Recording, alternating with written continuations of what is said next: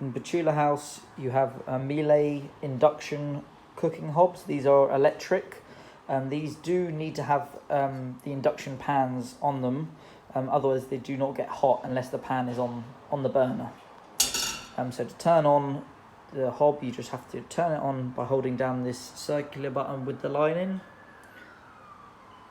You hold it on until you see the lights come on. If for any reason you don't get the lights come on, you may want to check that it's not switched off over here at the wall. And once you get the lights come on, you just select which hob you want to. I'm going to select the front left. You select it until it flashes, and then you choose what level of temperature you want to heat it to. So I'm just going to choose 6. Put the pan on, and you'll hear it make a buzz sound. And that would be telling you that it is going to get hot, and it will start getting hot. Obviously, when you take it off, it will stop heating it. You also do have a pan. This is for so the pans don't damage the work surface. So please do use that as well.